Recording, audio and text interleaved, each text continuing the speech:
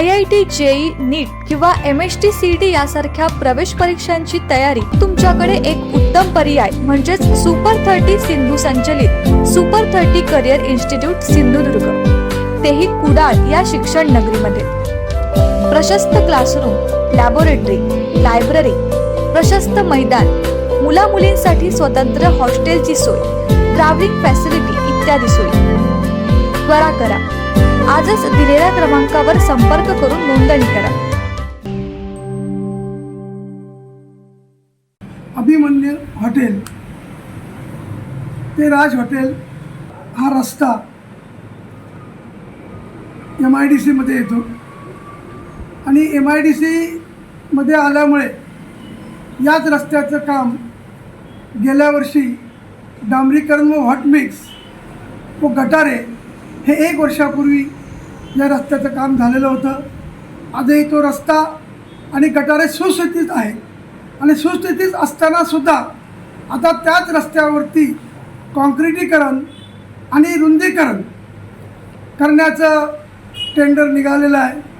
माझं एकच म्हणणं आहे की 1 वर्षापूर्वी जर त्या रस्त्यावर कोट्यावधी रुपये खर्च होताना आज 17,64,00,000 रुपये त्याच रस्त्यावर खर्च करण्याची MIDCला गरज का? कुठल्या ठेकेदारासाठी हे टेंडर काढलं गेलं आणि ह्याच्या पाठीमागे कुठली शक्ती आहे ही पण चौकशी खऱ्या अर्थाने झाली पाहिजे. कारण मुळात MIDC म्हटल्यानंतर MIDC मध्ये असंख्य लोकांनी जमिनी दिलेल्या आहेत. आज प्रत्येक वाडीमध्ये जाणारे रस्ते अजून सुधारलेले नाहीत, तिथे डांबरीकरण झालेले नाहीत आणि ह्याच रस्त्याला 17.5 कोटी रुपये खर्च करण्याची काय गरज आहे? दुसरं माझं एक म्हणणं आहे की MIDC पासून रेल्वे स्टेशनपर्यंत जाणारा रस्ता हा पूर्वी MIDCने पूर्ण केलेला होता आणि आज सध्याची परिस्थिती आहे जो MIDC ते कुंभारवाडीतून जाणारा रस्ता हा संपूर्ण खराब झालेला आहे आणि त्या रस्त्यावर काही न खर्च करता आज संपूर्ण खड्डे पडलेले आहेत आणि आता चांगला रस्ता असतानासुद्धा या रस्त्यावर एवढे खर्च करण्याची काय गरज आहे?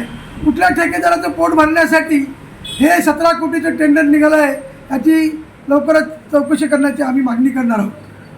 आज माझं म्हणणं एकच आहे की संपूर्ण या MIDCमध्ये ज्या शेतकऱ्यांना जमिनी दिल्यात ते शेतकरी दरवर्षी कुठल्या ना कुठल्या परिस्थितीमध्ये उपोषणाला बसत असतात. कोण स्मशानभूमी मागतो, कोण रस्ते मागतो, कोण पाणी मागतं.